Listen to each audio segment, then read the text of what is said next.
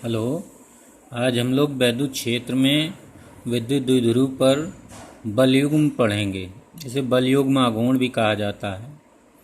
तो जैसा मान लेते हैं एक वैद्युत द्विध्रुव है जिसका द्विध्रुव आघूर्ण P = Q/2L है, अर्थात वैद्युत द्विध्रुव -Q और +Q आवेश से मिलकर बना है और उसकी लंबाई 2L है।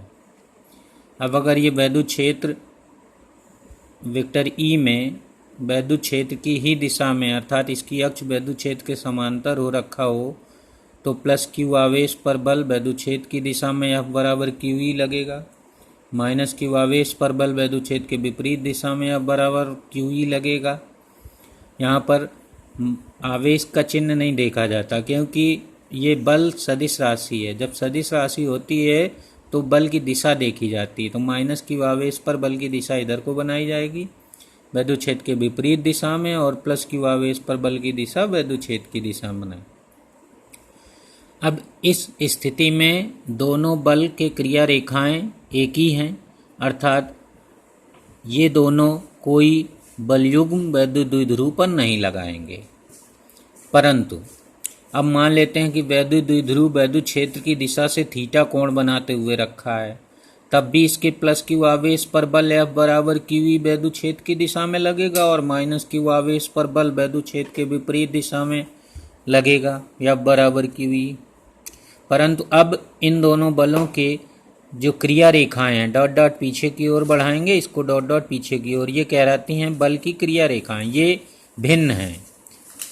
तो ऐसी स्थिति में ये दोनों बल मिलकर इसको वैद्युत क्षेत्र में घुमाने का प्रयत्न करते हैं और इस तरह से यानी वैद्युत द्विध्रुव को उसके वैद्युत क्षेत्र के अनुदिश लाने का प्रयत्न करते हैं। तब इस प्रकार के बल को, जब दो बल बराबर और विपरीत प्रकृति के होते हैं और किसी एक ही निकाय पर कार्यरत होते हैं, तो उन दोनों बलों को बलयुग्म कहा जाता है।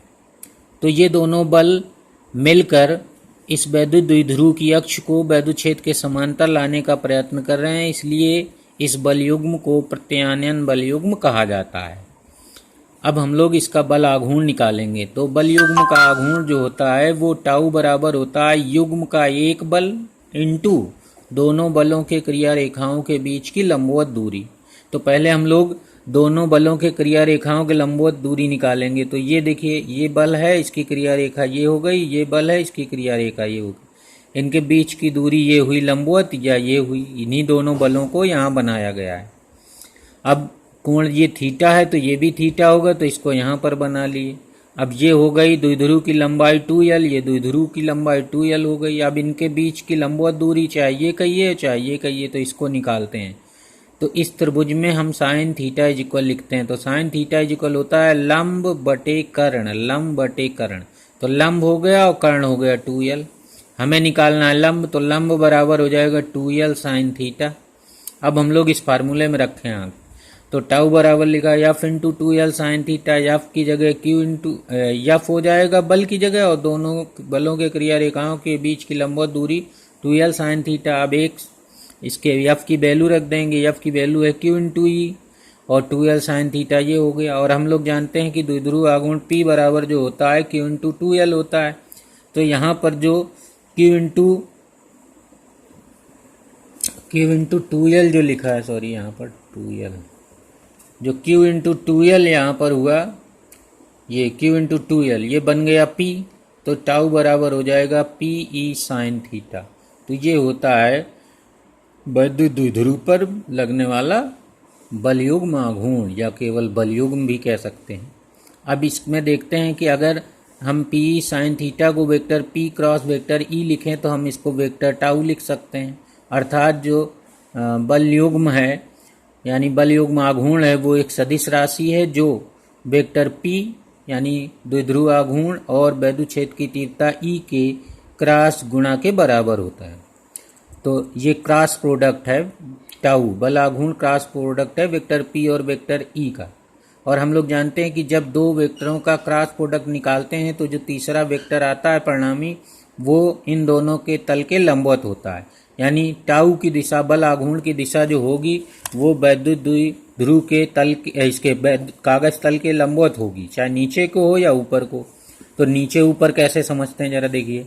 अब यहाँ पर जो P की दिशा है ये, अब हम P से E की ओर दाहिने हाथ की उंगलियों को अगर लाएं, इधर को दाहिने हाथ की उंगलियों, तो अंगूठा नीचे रहेगा।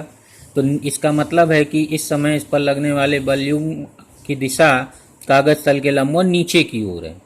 अब यदि हम और ये दोनों बल मिलकर इसको क्लॉकवाइज घुमाने का प्रयत्न करते हैं, तो जब क्लॉकवाइज घुमाने का प्रयत्न करते हैं तो बल की दिशा नीचे की ओर होती है। अब यही वैद्युत द्विध्रुव अगर हम ऐसे बनाए होते, यहाँ पर ये यहाँ प्लस क्यू होता और ये माइनस क्यू यहाँ होता, तब ये दोनों मिलकर वैद्युत द्विध्रुव को इधर को एंटी क्लॉकवाइज घुमाने का प्रयत्न करते, तब P इधर होता, E इधर होता, तो P से E की ओर अंगुलियां ले जाते तो अंगूठा ऊपर को होता, तब द्विध्रुव जो बल युग्म आघूर्ण की जो दिशा होती है वो कागज तल के लंबवत ऊपर की ओर होती।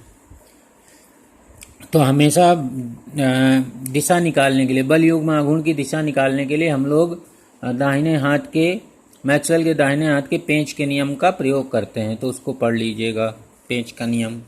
अब यहाँ पर हम लोग इसका मात्रक निकालते हैं। तो मात्रक, बल युग्म आघूर्ण का मात्रक जो होता है वो यहाँ से निकाल लेते हैं। यहाँ से बल का न्यूटन होता है और एल का मीटर, तो इसका मात्रक हो जाएगा न्यूटन इंटू मीटर। बस हो गया।